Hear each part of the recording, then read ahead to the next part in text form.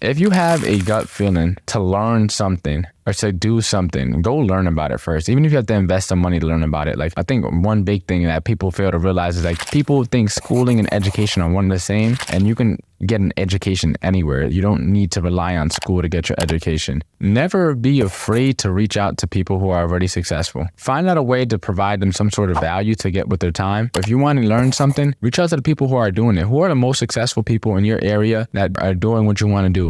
Hey everyone, welcome back to the podcast. If you're tuning in on any of the podcast directories or YouTube, make sure to do yourself one teeny tiny little favor. Make sure to give us a follow, because I don't want you to miss any of the fire podcast episodes that I'm posting this year and all the fire guests that I'm bringing on. So to kind of pick up where we left off in the story. So in last week's episode, I started talking to you guys about how I got my job at K Jewelers. And in terms of the timeline wise, I got into K Jewelers and I got into real estate. In this episode, I'm going to be talking about how I got into real estate after I started working at Sign of the Whale. So I'm going to be talking about how I got into Sign of the Whale in the next episode. But the reason I didn't do that is because I stopped focusing on real estate long before I actually left Sign of the Whale. So actually I was at Sign longer than I was focusing on real estate. So I was like, all right, I'll tell you guys how I got into real estate, and then I'll tell you how I got my job at Sign of the Whale. And it all kind of plays into how I made $20,000 an hour. So without further ado, let's get right into this episode. So my story, if I could take you guys back, it all started, as you guys all know, when I read Rich Dad Poor Dad. That kind of what sparked my entrepreneurial spirit. I guess I had my epiphany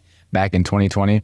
And I read Rich Dad Poor Dad, and it kind of sparked me down this giant rabbit hole of like personal development and investing and personal finance and just learning about things that I wasn't learning in school. And I actually stumbled across this course by this guy named Max Maxwell. It was a $500 wholesaling course. And at that point in time in my life, I never invested in some type of like course or conference or training or mentorship of any sort. So like for me, $500 to blow on a course online from people that I don't know was a lot of money. I ended up signing up for it. I took the course. I was watching the videos, taking notes. I learned a ton about wholesaling. For anyone that doesn't know what it is, wholesaling is pretty much, it's like being an off-market real estate agent almost.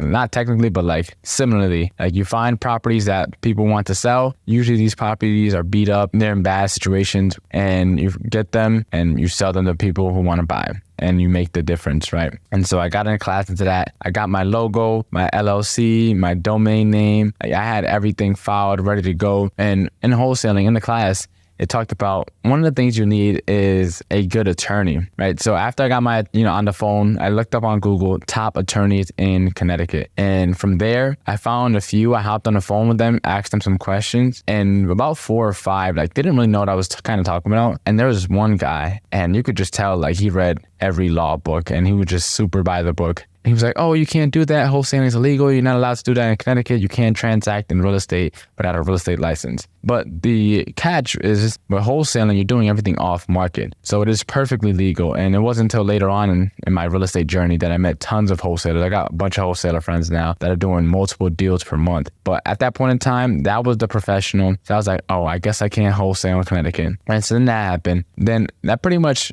screwed up my entire $1 million plan. Like I thought I was going to get into real estate wholesaling. They said you don't need any credit, you don't need any money, you could easily do it. And that kind of just blew up everything. And then now we're in January of 2022, or 2021, if I'm not mistaken. We're in January of 2021. And around this time period, it was right around when I was still going back to school. I ended up going out to eat with one of my, a good old friend that I used to have, my boy Zaire. And me and him, we were just chopping it up, catching up, talking about life.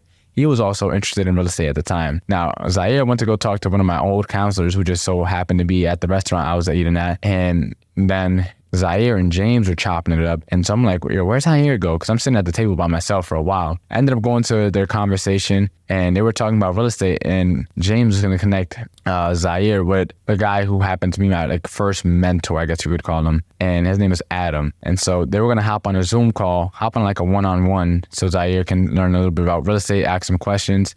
And then they offered to let me in on the call. And I was like, of course. And so I hopped on the call. And me, Adam, Zaire are on the call, and James, I think, was on the call as well. And Adam was just telling us about real estate and how he got into it and his journey. And he's in commercial real estate now. He's doing a lot of big things. And at the end of the call, I don't remember anything he said, but at the end, he was like, you guys need to find a mentor. And so I was like, all right, find a mentor, eh? So I pretty much reached out to him via email right after that, sent him an email. Like, hey, blah, blah, blah, blah, blah. You said get a mentor. Would you be my mentor? And he was with it. And so me and Adam started to hop on calls. And I think after the first or second call that me and him ever hopped on, I decided, you know what? I'm going to get my real estate license.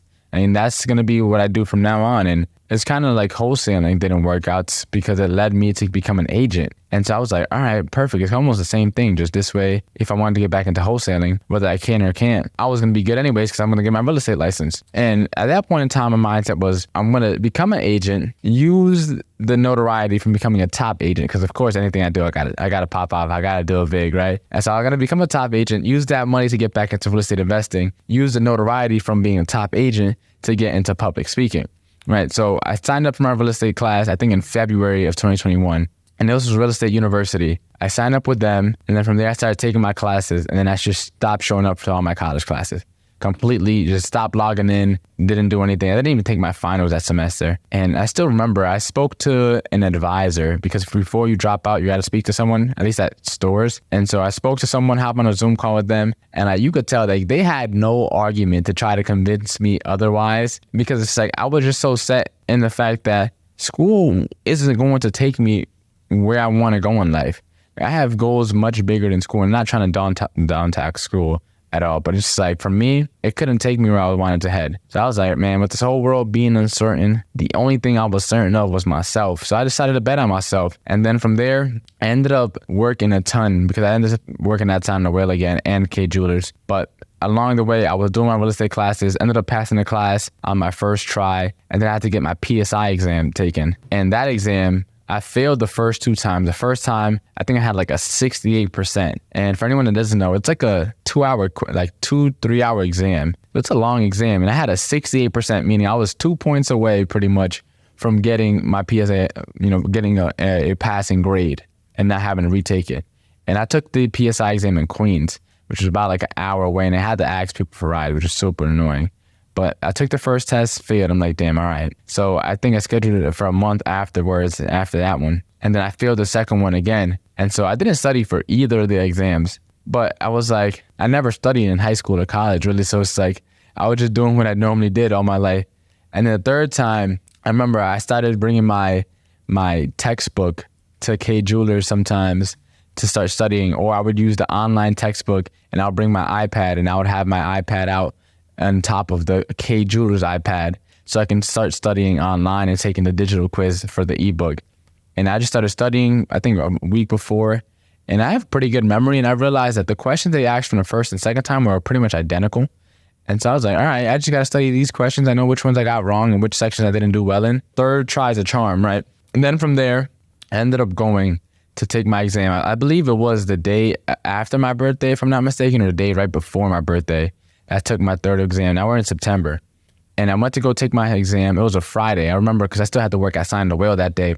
So it was a Friday. I went over to Queens. I believe I took the train and a bus. And I was like, man, just getting here was too much work. I was like, I cannot fail. I cannot go back and have to take the test again because it was too much work. And I had to pay for the bus and the train, which was like $25 each way. So from there, I ended up passing. I got like a 70-something, passed both of the exams. And then from there, September of 2 weeks after I turned 20, that's when I got licensed. Now, along the way, this is part of the story I usually never tell anyone, but along the way, I met with someone from Coldwell Banker. Now, I'm not going to say her name, but I met with someone from Coldwell Banker while I was at K Jewelers. And she came in because she needed a ruby, some type of ruby piece of jewelry for her 40th anniversary with her husband. And the gift that they got, they didn't like no more, so they wanted to find another gift to replace it instead. And so I ended up talking to her about real estate, and she just so happened to be at Coldwell. So me and her were chopping it up, and we hit it off really well. And I actually didn't help her buy anything that day. But then she ended up coming back around. She told me that to connect with her. And so me and her, we connected.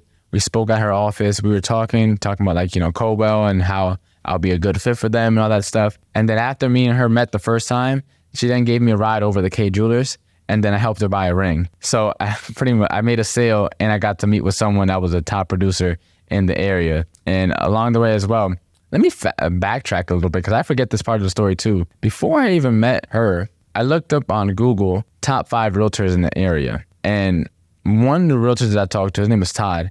So Todd is one of the top realtors in Stanford. He's been running the game in Stanford, him and Jeannie, for a while now. And from there, I got on a phone call with him. I cold emailed him, and he happened to get on the phone with me. And I started talking to him, and he started telling me about, KW and disc profiles. I didn't even know what any of that stuff meant. But he connected me with the guy over at Keller Williams. His name is Steve. I called Steve. Steve didn't return my call, but a guy named Carlos did. And so me and him started connecting back and forth. So along the way, when I met with this lady over at Coldwell, she met with me one time, and then I met with Carlos a few times.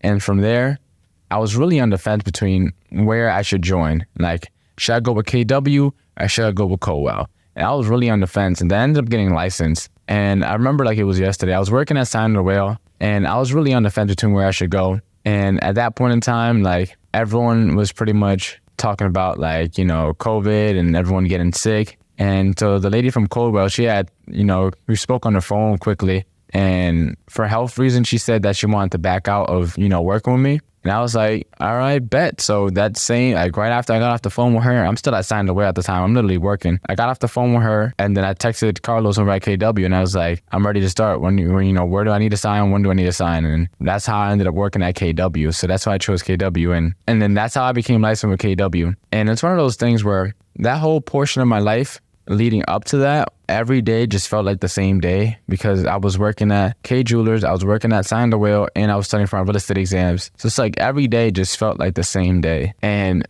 once I got licensed, I was like, all right, like, this is the start of a new chapter of my life. I think I got licensed, I think that was the 15th of Stanford or something like that. I became officially licensed with Keller Williams. And that's where this story kind of ends off. And my biggest takeaway is really from this is, if you have a gut feeling, right, to learn something or to do something, go learn about it first. Even if you have to invest some money to learn about it. Like, I had a gut feeling to get into wholesaling, and I paid for a $500 course, and I learned a ton from it. Did I end up doing it? No. Have I ever done any wholesaling since then? No. But I definitely had learned a lot, and it made me become okay with investing in myself and investing in education, not just school. I think one big thing that people fail to realize is, like, people think schooling and education are one and the same, and you can get an education anywhere. You don't need to rely on school to get your education. And so for me, investing in that course is what that kind of was for me. It was, I invested in myself, and I learned a ton. Now, also, the other thing I learned is that you don't have to be correct. Like, wholesaling wasn't the correct decision. And real estate, you'll learn later on, also wasn't the right decision, even as an agent. But as long as you're moving directionally in the right direction, like, you'll land in a good enough area where you can start getting some clarity and start really refining and honing down as to what you really want to do, right? And next big takeaway is never be afraid to reach out to people who are already successful. Find out a way to provide them some sort of value to get with their time. But at that point in time, I wasn't even thinking about how I could help, get them some type of value. I was just cold emailing people that I've never spoken to before and hoping and praying that they would respond back. And from there, I got multiple people to respond back that were top agents. So it's like, you gotta reach out. If you want to learn something, reach out to the people who are doing it. Who are the most successful people in your area that are doing what you want to do? Reach out to them, take them out to lunch, try to get their on their calendar some way, shape, or form, so that you can learn from them and see if it's something that you really want to do. The next thing I want to tell you guys about is, when it comes to taking exams, at least for the real estate exam, for all the people that want to get licensed, it is a long exam. But honestly, you don't have to read the whole book. I only read like a few certain chapters, at least in Connecticut. In Connecticut, I can't speak for anywhere else, but it's like, take the test, fail, and then learn from your mistakes and then try again. That's what I did. I took the test, I failed twice, and I memorized the questions that I failed on. And then from there, I came back the third time and passed it. And the last thing, and this is specifically for people that are also trying to get into real estate, is start interviewing brokerages long before you actually get licensed. And that way, when you do get licensed, you know where you want to go, and you can just pretty much get it started. And there's one more part of my story that I forget to share. But along the way with Adam, when he was mentoring me, he connected me to another guy named Joe. And so Joe and Adam kind of both mentored me along the way. And that's also where I learned the power of connections and networking. Because I met Adam, and he connected me to Joe. And then Joe connected me to my photographer who does my headshots, who worked with WWE. And so it's like, in this world of business and entrepreneurship, it's like, you have to have connections. And that is the most powerful things you can do. And you can start tapping into people that you normally would have no business reaching out to if you have the right connections. So that's all for this episode. Next part of it, we'll pick up how I started working at Sign the Whale during the pandemic. And that was one of the biggest chapters in my life because I was there almost 3-4 years. So I'm going to tell you the story of how I got that job and how I was able to quit and go full time as an entrepreneur. And that is kind of the day I quit, it was also the day that I made $20,000 an hour. But that's going to be the final part, right? We still got some parts in between. So I'll see you guys in the next episode. Take care.